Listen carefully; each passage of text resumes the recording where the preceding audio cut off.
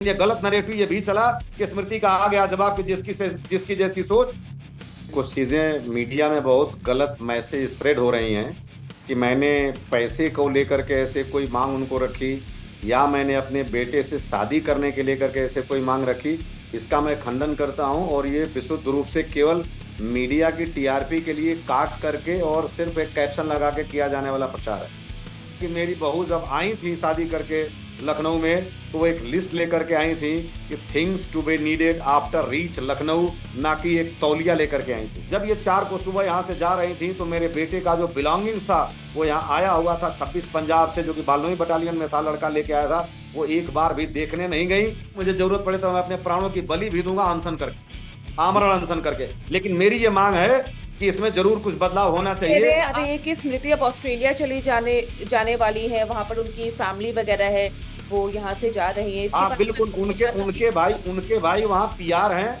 और स्मृति भी जब वहाँ भारत मंडपम में थी तो मैंने अपने कानों से सुना था कि उन्होंने चीफ ऑफ आर्मी स्टाफ से और जो सीडीएस है उनसे भी कहा था कि I want to go abroad, pursue master degree in structural design. वो मेरा घर तो 3-4 अगस्त 2023 को छोड़ चुके हैं और गुरदासपुर से लखनऊ या देवरिया 4 अगस्त 2023 के बाद 1 मिनट के लिए भी नहीं आई। मतलब आपके घर में वो नहीं आई है एक भी बार? नहीं आई है, वो गुरदासपुर से ही आई थी चकरा को लेने के लिए, और हमारे होटल में पहुंचने से पहले अपने माता पिता के साथ गुरदासपुर ही चली गई।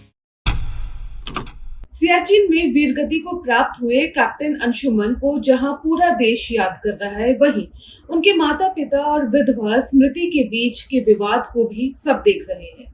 बहुत कम लोग जानते हैं कि अंशुमन के पिताजी भी एक रिटायर्ड आर्मी ऑफिसर रहे हैं। आज हमारे साथ अंशुमन के ही पिताजी कनेक्टेड है जूम इंटरव्यू के लिए। उनसे समझते हैं कि आखिर ये पूरा मामला क्या है। तो ये जो पूरा मामला है, इसकी शुरुआत कैसे हुई? ये कुछ चीजें मीडिया में बहुत गलत मैसेज स्प्रेड हो रही हैं कि मैंने पैसे को लेकर के ऐसे कोई मांग उनको रखी, या मैंने अपने बेटे से शादी करने के लेकर के ऐसे कोई मांग रखी। इसका मैं खंडन करता हूं और ये विशुद्ध रूप से केवल मीडिया की टीआरपी के लिए काट करके और सिर्फ एक कैप्शन लगा के किया जाने वाला प्रचार है। मैडम, जब मेरे बेटे से शादी हुई थी स्मृति जी की, बड़े धूमधाम से शादी हुई थी। वो मेरे बेटे की पसंद थी और मैं बिल्कुल गया था शादी तय करने के लिए 1 अगस्त 2022 को। उनके पिताजी ने ये कहा था कि आपको आपके यहाँ दहेज बहुत चलता है, कुछ चाहिए। मैंने ऑन द रिकॉर्ड कहा मेरे पास रिकॉर्डिंग है, आप कहेंगी तो ऑडियो आपको शेयर करूंगा, आप पब्लिक डोमेन में डाल सकती हैं कि मुझे आपका एक पैसा नहीं चाहिए दहेज के रूप में। और यदि आपके पास एक बोतल पानी होगा जो टेबल पे रखा होगा, तो मैं चाहूंगा कि मेरा कोई भाई ढक्कन खोले और हम सारे भाई बैठ करके पी लें। 4 भाई मैं हूं, वो 3 भाई मेरे चचा के लड़के हैं, सातों में कोई भी। क्योंकि मैं जानता हूं कि दहेज की कितनी अभिशप्त प्रथा है और मैं इसका पुरजोर विरोध करता हूं। और यह प्रमाण है कि मेरी बहू जब आई थी शादी करके लखनऊ में, तो वो एक लिस्ट लेकर के आई थी कि things to be needed after reach Lucknow, ना कि एक तौलिया लेकर के आई थी। और जब शहादत हुई शादी के बाद, बहुत खुशनुमे माहौल में मेरा पुत्र रह रहा था। वो भी हमारे यहाँ रह रही थी। 5 महीने 10 दिन शादी को हुए थे। इस बीच में वो अपने मायके यानी गुरदासपुर में, जहां तक मेरी जानकारी है, 20 दिन भी जाके इंडिपेंडेंट नहीं रही है। हमारे ही परिवार के साथ, मेरी बेटी और मेरी पत्नी के साथ, जो फ्लैट हमने नोएडा में लिया था वहीं रहती थी और एक भारतीय बहू की तरह से वो रही। मेरी पत्नी उनको खाना भी खिलाती थी क्योंकि मेरे बेटे को वो हमेशा खिलाती थी। और एक बार मैंने उसी शादी के सिलसिले में, वहां स्मृति जी थी और उनके पिता थे, मैंने उस अपनी बहू से पूछा था कि आप क्या चाय वाय बना लेती हैं? तो मेरी पत्नी ने कहा था मैं अपनी बहू को पूरी जिंदगी खाना बना करके खिलाऊंगी। मैंने ये बात कही थी कि भारत की कोई भी ऐसी सास नहीं है जो पूरी जिंदगी अपनी बहू को खाना बना के खिलाई थी, तो आप कैसे बना के खिलाएंगी? वो एक दिन होगा जब आपको जाना होगा। तो उन्होंने बोला नहीं, और मेरी पत्नी उनको बर्तन में नहीं धोने देती कि तुम्हारा हाथ काला हो जाएगा। बहुत खूबसूरत माहौल में था। 19 तारीख को जब मेरा बेटा सियाचिन में शहीद हुआ, तो सुबह सुबह सबसे पहले ये सूचना उनके ही पास गया, मैडम मेरी बहू के पास, और उन्होंने ही मुझे सूचित किया कि अप्पा वहां पे आग लगी और ऐसी ऐसी दुर्घटना लोग बता रहे हैं जिसमें अंशुमन भी शामिल हैं। 20 तारीख को ही उनके चाचा आ गए थे, जिनका बड़े ताऊ हैं, जिनका नाम है राजीव सैनी। उन्होंने आने के बाद उस समय लोगों ने सुना था, तत्काल इनको मोटिवेट करना शुरू किया कि कहीं सिग्नेचर नहीं करना, कहीं ये नहीं करना, कहीं वो नहीं करना। और उसी दिन उत्तर प्रदेश सरकार ने पैसे क्रेडिट करने के लिए खाते मांगे हमारे और स्मृति के, जो कि 35 लाख रुपया स्मृति के खाते में और 15 लाख रुपया हमारे खाते में क्रेडिट किया गया।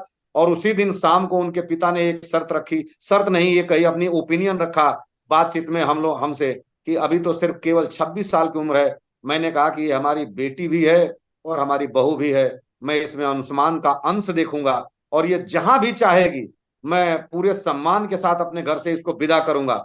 और अगर यह शादी बाहर नहीं करना चाहेगी, और अगर यह शादी बाहर नहीं करना चाहेगी, क्योंकि वो अंशुमान की प्रेमिका थी जैसा वो कह रही हैं और जैसा है भी, तो मैं निश्चित रूप से जो समाज के निर्धारित मापदंड हैं, क्योंकि मैं तो ससुर हूं, जेठ से शादी हो नहीं सकती, भाइयों से और शादी हमारे कोई है नहीं, तो अकेला देवर बचता है जिससे कि भाभी की शादी हो सकती है। वो भौतिक रूप से केवल 2 साल छोटा था, तो मैंने ये प्रस्ताव भी उनको कहा था कि अगर वह चाहेगी तो मैं अपने इस छोटे बेटे से भी शादी करने के लिए तैयार हूं। और अगर वह ये चाहती है कि मैं नहीं, शादी ही नहीं करूंगी लेकिन अंशुमान के घर में ही रहूंगी, जैसा कि डिम्पल चीमा और तमाम लोगों का लोग सुनते हैं, मैंने सोचा क्या पता प्रेम की पराकाष्ठा को जीने में वो ये भी शर्त रखे, क्योंकि उससे ना मैं पूछ सकता था ना उसके पिता पूछ सकते थे। और 1 दिन पहले शहादत हुई थी, तो ये पूछने की बात भी नहीं थी, निर्णय उसी का था, उसको हमको भी मानना था और उसके पिता को भी मानना था। तो चूंकि जब इस पे कोई वार्ता उससे नहीं हुई थी, उनके पिता ने छेड़ा था, तब मैंने कहा कि मैं बिल्कुल नहीं चाहूंगा कि वो अखंड वैधव्य को झेले। और अगर वो ऐसा करना फिर भी चाहती है तो मैं उसका सम्मान करते हुए जो मेरे पुत्र से बड़ा पुत्र या पुत्री पैदा होगा उसकी हम गोद में डालेंगे और हमारे घर की महारानी और बड़ी बहू बन के रहेगी। और जो भी पिता का नाम होगा उस पुत्र या पुत्री का, तो अंशुमान सिंह पिता के नाम पे डाले जाएंगे और जो भी हमारी एंसेस्ट्रल प्रॉपर्टी होगी वो पासान की जाएगी। और इसको मीडिया ने तोड़ मड़ोड़ के दिखाना शुरू कर दिया कि मैं अपने बेटे से शादी करना चाहता था। मैं अपने बेटे से शादी करना नहीं चाहता था। किसी भी सभ्य समाज में माता के किसी भी पुत्र या पुत्री के पिता यही 3 ऑप्शन रख सकते हैं कि शादी सबसे पहले कि वो जो उसकी मर्जी की, अगर वो कहती है कि घर में तो किससे हो सकती है, अगर वो कहती है कि नहीं करूंगी तब क्या होगा। चौथा कोई विकल्प से दुनिया में है भी नहीं। मैं जानना चाहता हूं चौथा क्या विकल्प है, और मीडिया इसको नैरेटिव बना के चला रही है कि मैं शादी करना चाहता था। अब इस बात का खुलासा कर दें कि इतना जानने के बाद मैं अपने बेटे को, शायद कुंवारा रह जाएगा लेकिन मैं उस महान आत्मा से जो जिनकी व्यवहारिकता ऐसी रही है, कदापि कोई भी व्यक्ति अपनी बहू नहीं बनाना चाहेगा। मेरी तो बात ही बहुत छोटी सी है। पूरी रस्मों रिवाज के साथ जब हुई तो 3 तारीख को मेरी बहू ने 2 को कहा था कि अब मुझे वहां भी कुछ रस्मों रिवाज है, यानी गुरदासपुर में जाना है, उनकी माँ ने कहा। मैंने कहा बिल्कुल जाइए, और एक दिन प्रीपोन करके मैंने वो सारे 3 तारीख के रस्मों रिवाज कराए और उनको भेजा। जब ये 4 को सुबह यहाँ से जा रही थी तो मेरे बेटे का जो बिलोंगिंग्स था वो यहाँ आया हुआ था 26 पंजाब से, जो कि बालोई बटालियन में था, लड़का लेके आया था। वो एक बार भी देखने नहीं गई और वो प्री प्लान्ड थी। जब गई वहां नोएडा में तो 4 घंटे रुकी और जो लड़का चाबी लेके आया था फ्लैट का, उससे उन्होंने पूछा कि अब क्या सीन है। बरसती हुई बारिश में उन्होंने ये भी नहीं कहा कि यहाँ 10 मिनट आधे घंटे रुक जाओ। उन लोगों ने सारी चीज की पैकिंग की और पैकिंग करने के बाद 4 सूटकेस में लेके गए, जो मैंने सूटकेस खरीद के दिया था। और मेरे बेटे की जो जितने भी बिलोंगिंग्स थे, जो सामान था, टाई, जूता, बेल्ट, वो एक झोले में रखा। इतनी बड़ी तौहीन कोई हो नहीं सकती। जब मेरी बेटी 13 तारीख को गई तब मुझे पता चला। मैं दोस्तों को शेयर किया अंशुमान के कि बेटा देखो ये क्या हो रहा है। उसके बाद मैडम ये आप क्या वो बता रहे थे, जब नोएडा वाले फ्लैट में आई तो जो शहीद अंशुमन जी का जो सामान था वो सब मतलब ऐसे पन्नी वगैरह में ही डाल दिया, उसको नहीं नहीं, सही से नहीं जो रखा। अंशुमन जी का जो सामान था किसी न किसी सूटकेस में वहां रखा हुआ था। वो हम्म। सूटकेस उनको ले जाना था। तो उस ले जाने के क्रम में उन्होंने जब सूटकेस खाली किया तो मेरे बेटे का वो सारा सामान, जिसमें टाई था, बुल्ट था, बेल्ट था, बूट था, जूते थे, उसके शर्ट्स थे, उसके ट्रैक सूट थे, वो उन्होंने एक झोले में डाला। जो झोला आप किसी बाजार में जाती हैं तो आपको कोई व्यक्ति दे देता है जब आप ज्यादा साड़ी कपड़ा खरीदते हैं तो। और जबकि जो वो 4 4 सूटकेस लेके गई, लेकिन ये उन्होंने सम्मान किया कि मेरे बेटे का कम से कम एक टाई तो लेके जाती। वो एक आईपैड का पेंसिल लेकर के गई, लेकिन मेरे बेटे की टाई नहीं लेके गई धरोहर के वो रूप में जो मैडम। झोला था उसके जिसमें सारा बाद सामान था, वो जो झोला था जिसमें सारा सामान था, वो नोएडा वाले फ्लैट में ही छोड़ दिया था। नोएडा वाले फ्लैट में ही छोड़ दिया। और वो फोटो मैं आपको शेयर करूंगा, मैं चाहूंगा कि आप मीडिया में वो फोटो दिखाएं। उसकी फोटो मेरे पास है। जब बेटी 13 अगस्त को गई थी तो फोटो खींच के भेजी कि डैडी ये देखिए ये क्या हो रहा है। उसके बाद 8 अगस्त को शाम को 4:37 पे वो एटीएम उन्होंने ब्लॉक कर दिया। जो एक डीएसपी अकाउंट में 2 एटीएम होते हैं, एक उनके पास था, एक हमारी पत्नी के पास था। और हमने जब पूछा तो उन्होंने बोला कि वो बैंक वालों ने कर दिया होगा, लेकिन जब मैंने बैंक से क्लैरिफाई किया तो ये बताया गया कि जो उस खाते से जुड़ा फोन नंबर है उसी फोन नंबर से इसको बंद किया गया है। फिर भी मैंने कुछ नहीं कहा मैडम। एक ऐसा सिम था जो मेरे बेटे का प्राइम सिम था, उस सिम से पूरे परिवार के नंबर जुड़े हुए थे, और पोस्ट पेड सिम थे, फैमिली पैक चलता था डाटा का, उसको उन्होंने सबको धीरे धीरे एलिमिनेट किया और पोस्ट पैक को प्रीपेड में कन्वर्ट कराया, और वो सिम उन्होंने उस प्लान से निकाल दिया। हम जब एयरटेल में पता किए तो पता चला कि सिम से फोन करके ऐसा सब किया गया। तब भी मैंने कुछ नहीं कहा। उसके बाद उनके पिताजी से बात करने की पूरी कोशिश की, वो हमारा फोन नहीं उठाते थे, और जब मैं उनको मैसेज किया तो वो बोले कि अभी हमारा फोन खराब है, बात संभव नहीं है। मैंने कहा क्या कोई फोन नहीं जिसमें हमारी बात हो पाए? उन्होंने कहा कि जब मैं फ्री होऊंगा, जब पॉसिबल होगा तो मैं कॉल करूंगा। ये 10 सितंबर की बात है, ये आज भी चैटिंग में है, और ये व्हाट्सएप से निकाला जा सकता है। मेरे तो मोबाइल में, उनके भी मोबाइल में होगा, और सरकारी तौर पे इसको निकाला जा सकता है। उसके बाद मैडम मैंने 1 महीने इंतजार करने के बाद 7 अक्टूबर को उनको बोला कि आप कैसे हैं, स्मृति कैसी है, मॉम कैसी है, तबीयत कैसी है, फोन ठीक होगा हो तो बात करिए, बात नहीं क्यों नहीं कर रहे हैं? स्मृति की तबीयत ठीक होता है तो मैं आता हूं तो माम को भेजता हूं। तब उन्होंने कहा कि हम पास्ट 8 तारीख को रिप्लाई किए, वो 8 अगस्त को, 8 अक्टूबर 2023 को, कि हम पास्ट लाइफ को भूल जाना चाहते हैं, और आपसे भी उम्मीद करते हैं कि आप पास्ट लाइफ को भूल जाएं, और स्मृति से ये न पूछेंगे वो कहाँ रह रही है, कैसे रह रहे हैं, क्यों रहे। उन्होंने बोला कि I expect from you, don't ask about her stay, where, what, how. ये व्हाट्सएप पे ये जो एंड मैसेज भेजा था ये है अभी आपके पास?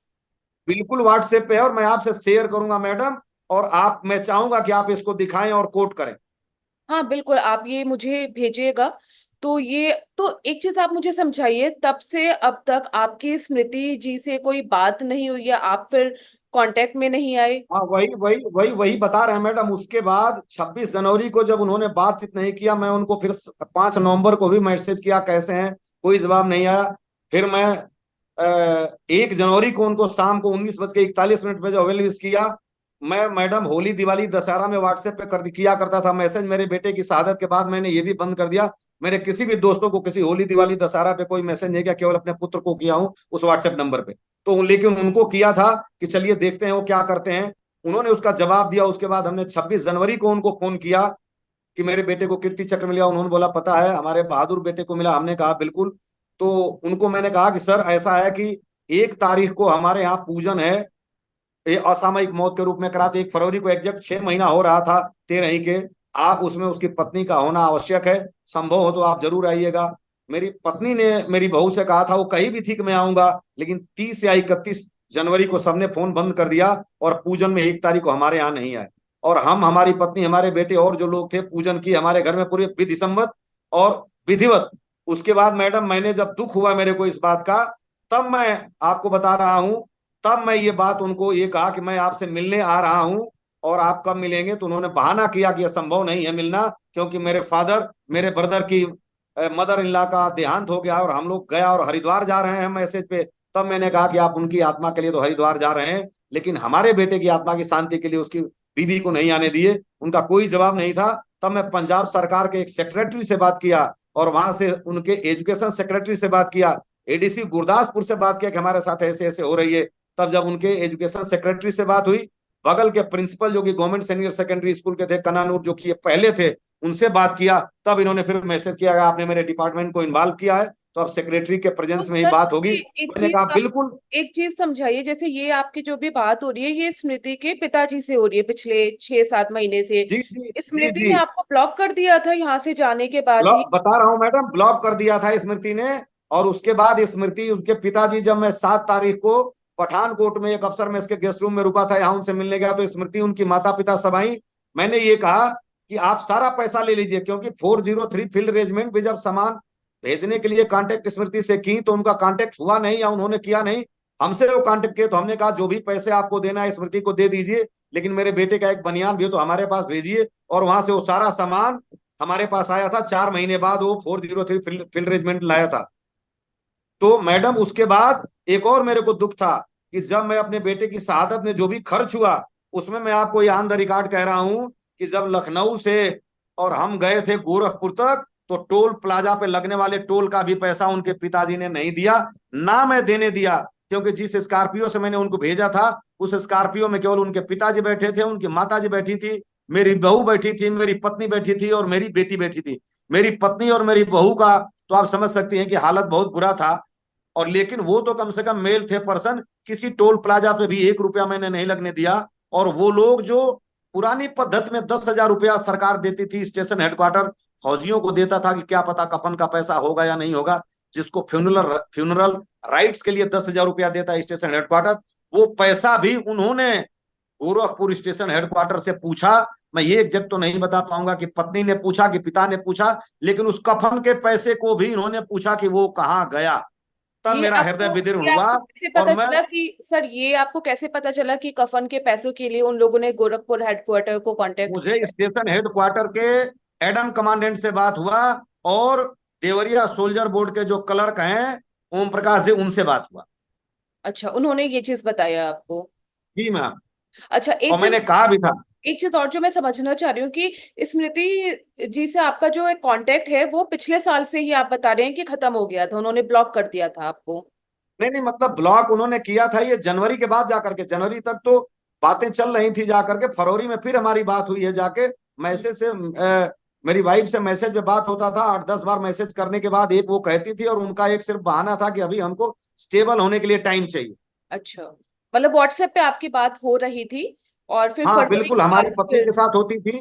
बिल्कुल अच्छा। बिल्कुल, हमारी पत्नी और खट्टी मीठी जो व्हाट्सएप उनके पिताजी के साथ है वो तो सारा मैं बता ही रहा हूँ। हाँ। उसके बाद मैडम जब हम लोग गए थे फरवरी में, तो मैंने कहा कि आप पूरा पैसा ले जाइए, मुझे पैसा बिल्कुल नहीं चाहिए, हाँ। लेकिन निश्चित रूप से ये सम्मान जो एक बेटे को बहादुर बनाया इनकी माँ ने, आप ये सम्मान इनकी माता को ग्रहण करने दे। तो उनके पिताजी का ये जवाब था कि जो सरकार मुझे अधिकार दे रही है मैं उससे मुख नहीं मोड़ूंगा, न वंचित होऊंगा। मैंने कहा कि यदि केवल पत्नी का अधिकार है तो माँ बाप का क्या अधिकार है? तो उनका ये कहना था कि यह बात आप सरकार से पूछें। नहीं तो फिर जैसे जो आप सम्मान की बात कर रहे हैं, जब कीर्ति चक्र मिला जो कि हाल ही में मिला, वो लेने के लिए तो स्मृति जी और जो उनकी मदर इन लॉ हैं वो दोनों साथ में ही गई थी। ये नियमावली के अनुसार यदि किसी अफसर की या जवान की शादी हो गई है तो पत्नी और माता दोनों जाती हैं। तो उसी प्रकरण में पत्नी और माता दोनों गई, और वो होटल में आई थी, अशोका होटल में हम लोग ठहरे थे, हमसे पहले आ गई थी। जब अंशुमान का वहां डेटा रखा गया था, उस डेटा में अंशुमान उनकी वाइफ का नाम लिखा था, फादर में मेरा नाम लिखा था, मदर में मंजू सिंह का नाम लिखा था, और father in law mother in law में राजेश सैनी जी का और उनकी माता का नाम था। पेन से काट करके मेरे आगे फादर इन लॉ कर दिया गया था, मेरी वाइफ के आगे मदर इन लॉ, और उनके आगे फादर और मदर छोड़ा गया था। जब मैं शाम को पहुंचा तो उसको करेक्ट कराया, और अगले दिन जब 4 तारीख को सुबह जब अमर जवान ज्योति पे जा करके इंडिया गेट पे रीत चढ़ाई गई, रीत चढ़ाने के बाद जब फोटो सेशन हुआ मैडम, तो उन्होंने बाजू पकड़ करके अपने पिता को अपने पीछे खड़ा किया, और वहीं मैं खड़ा था, उन्होंने देखा तक नहीं। मैं उस फोटो सेशन से दूर निकल गया। वो फोटो आज भी सरकार के रिकॉर्ड में निकाल के देखा जाए कि मैं कहाँ खड़ा हूं, मेरा कहाँ फोटो आया। मुझे तब मेरा दिल फटा कि आज मेरी ये बहू है और मेरा बेटा है, बेटे से मेरे को वो दूर नहीं कर सकती हैं। जब जान लीजिए कि व्हील अगर साइन होती है तो 3 उसमें शर्त होते हैं, डेथ, डिवोर्स, इंसेनिटी। लेकिन किसी भी पुत्र से उनके माँ बाप का पागलपन में भी कोई संबंध खत्म नहीं होता। लेकिन उस रीत चढ़ाने के बाद उन्होंने अपने पिताजी का, वो आज भी अगर वहां, मैं नहीं कह सकता किसी ने उसको कैद किया होगा, कैद किया होगा तो होगा, बाजू पकड़ के लाई खींच करके, क्योंकि वो बाएं साइड में खड़े थे। और उसके बाद लेकिन हमको वहीं देखी, और देखा भी नहीं तो मैं पीछे हट गया, और फोटो में आज भी मेरी छवि नहीं है। तब मुझे दुख पहुंचा, फिर भी मैं कुछ नहीं बोला। 4 तारीख को ही अच्छा, जब आवा के और लोग आए एक थे चीज, बातचीत जैसे करने, जब ये तो कीर्ति चक्र मिला उसके बाद तो वो लखनऊ आप लोगों के घर आई थी शहर से, और हाल ही में अभी वापस गई हैं, ऐसा हमने मीडिया नहीं नहीं में। मैडम, वो मेरा घर तो 3-4 अगस्त 2023 को छोड़ चुकी हैं, और गुरदासपुर से लखनऊ या देवरिया 4 अगस्त 2023 के बाद 1 मिनट के लिए भी नहीं आई। मतलब आपके घर वो में नहीं आई है एक भी बार? नहीं आई है, वो गुरदासपुर से ही आई थी चक्रा को लेने के लिए, और हमारे होटल में पहुंचने से पहले अपने माता पिता के साथ गुरदासपुर ही चली गई। अच्छा, तो मैं ये समझना चाह रही हूँ आप लोग अभी क्या चाहते हैं? आप जो पॉलिसी है उसमें बदलाव चाहते हैं, या फिर आप अपने लिए न्याय चाहते हैं कि एग्जैक्टली आप लोग चाहते क्या है अभी? हाँ बिल्कुल, बड़ा वैलिड क्वेश्चन है। मैं ये चाहता हूं मैडम कि पहली बात कि there are marginal marginal difference between wife and family. जो फैमिली का नॉर्म्स है वो माँ बाप, पत्नी और अविवाहित बच्चे होते हैं। हम्म। लेकिन जो एनओके में लिखा हुआ है, जो पेंशन मिलती है, चाहे लिबराइज पेंशन हो चाहे कोई फैमिली पेंशन हो, उसमें शब्द लिखा है फैमिली। हम्म। केवल वाइफ कभी फैमिली नहीं हो सकती। अगर उनका बच्चा है तब वो फैमिली की श्रेणी में आएगा, या माँ बाप के साथ रहती है तब फैमिली की श्रेणी में आएगी। अगर वो जहां शादी करती हैं तो उनका नया पति होगा, और नया पति के बाद उनकी वो फैमिली होगी, तो सरकार से मैं ये जानना चाहता हूं कि वाइफ और फैमिली की परिभाषा सरकार बताए कि ये जो फैमिली पेंशन है वो वाइफ को क्यों, उसमें जरूर क्लास होना चाहिए कि वाइफ को क्या और फैमिली को क्या। दूसरी बात, मेरे जैसे व्यक्ति जिन्होंने अपने बेटे को सलूट दिया उस अर्थी को पहले जा करके और सब कुछ यह देने के लिए तैयार था, उसके बाद उस चक्रा को छूने का अधिकार नहीं मिला। मैं आज भी मैडम आपके माध्यम से कहना चाहता हूं, जो मुझे सहायता मिला है उसकी एक एक पाई मैंने रखी है और मैं ये सारा पैसा और उसमें उतनी धनराशि जोड़ करके मैं उनको देने के लिए तैयार हूं, वो चक्रा मुझे दे दें, क्योंकि मेरे लिए मेरे बेटे की शहादत के साथ साथ वही है। मैंने तो उनको कहा कि आप केवल एक अनावरण के लिए दे दीजिए, वो उसके लिए भी तैयार नहीं, तब मेरा हृदय विदीर्ण हुआ। तो अभी आपकी दो डिमांड्स है बेसिकली, एक तो आपको वो कीर्ति चक्र चाहिए, एक बार आप भी उसे नहीं देखना नहीं, चाहते हैं मैं हाथ कीर्ति में चक्र चाहिए की बात मैडम नहीं कर रहा हूँ। हम्म। जो मीडिया में ये नैरेटिव चल रहा है कि मुझे पैसा चाहिए, मैं आज ये मीडिया को क्लियर करना चाहता हूँ कि मुझे 1 रुपया भी नहीं चाहिए। मैं जितना मुझे सरकार दी है उतना और अपनी संपत्ति को बेच करके और उतना रुपया मैं अपनी बहू को देता हूँ। वो जहां रहे, आबाद रहे, सलामत रहे, लेकिन जिस सम्मान को मैंने कहा था अगर वो दे सके तो वो सम्मान हमें वापस करें। जब मतलब लोग पैसे की बात कर रहे हैं यही तब मैं बात ये है बात, ना, दूसरी जो बात, कीर्ति चक्र सरकार आप सरकार कीर्ति चक्र दूसरी बात, चाहते मां, हैं।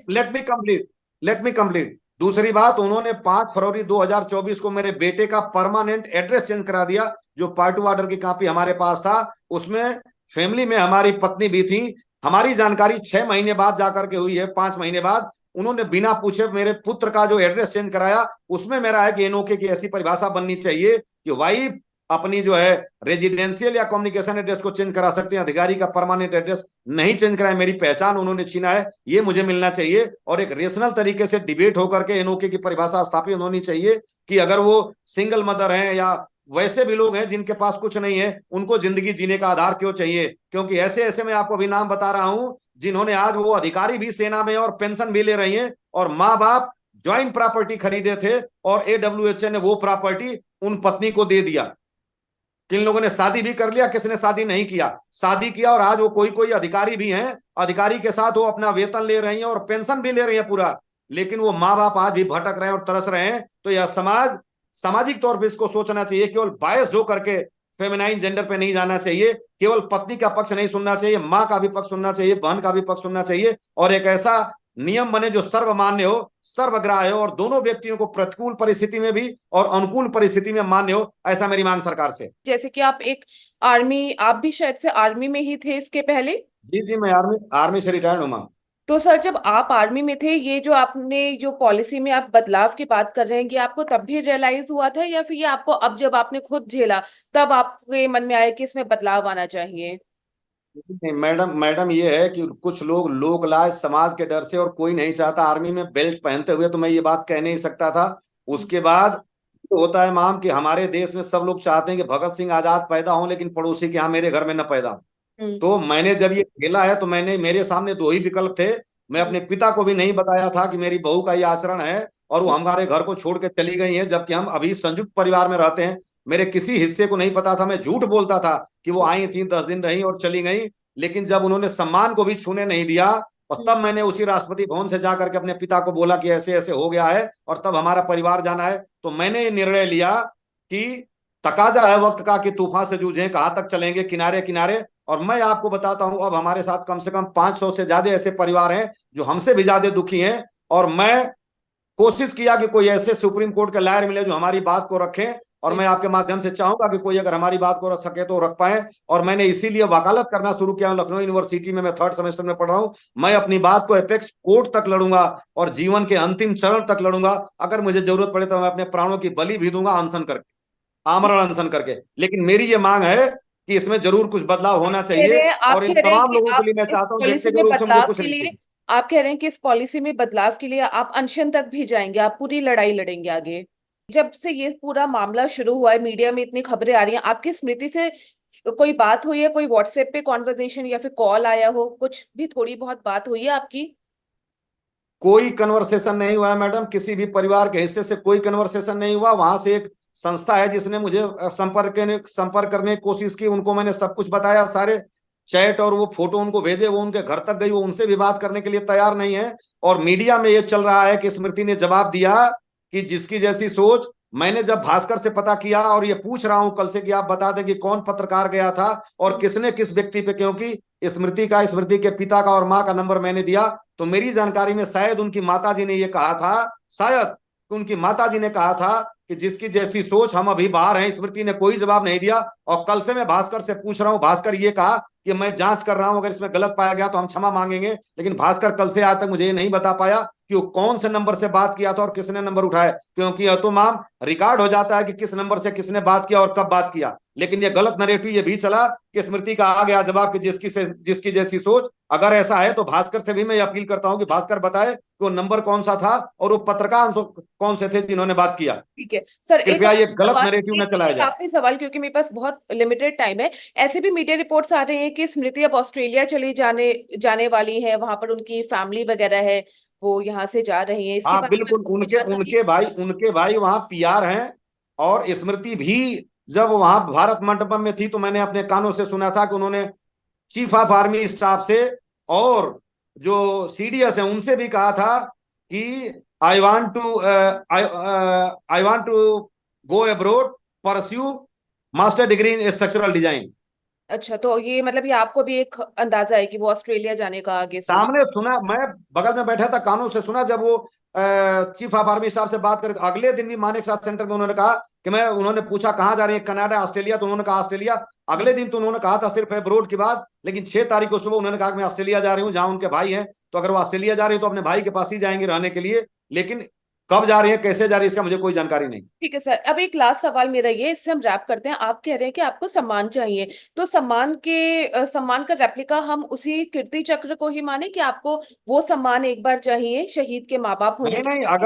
अगर वो रेप्लिका मिलता है तो मैं ये नहीं कहूंगा वो सामान उनके पास भी रहे, लेकिन जब हमारी व्यक्तिगत बात आई है पैसे की, तब मैंने ये बात कहा था कि मैं पूरा पैसा और इतना पैसा दे रहा हूं, मुझे सिर्फ सम्मान दे दें, मुझे पैसा नहीं चाहिए। लेकिन और लोगों के लिए मैं जरूर चाहूंगा, अपने भी केस में सरकार अगर रेप्लिका देती है तो पत्नी है, उन्हें सम्मान रखने का पूरा हक है। मैंने तो ये सिर्फ उस प्रश्न का जवाब दिया, उस पैसे वाली बात का, कि अगर सम्मान और पैसे की जब बात आएगी तराजू में, तो मैं उस पैसे को चिमटे से भी छूना पसंद नहीं करूंगा। मेरे लिए मेरे बेटे का सम्मान ही सर्वोपरि। एक आखिरी चीज मैं समझना चाहती हूँ कि ये सम्मान आप जो कह रहे हैं, आप सम्मान चाहते हैं, सम्मान आप किस रूप में चाहते हैं?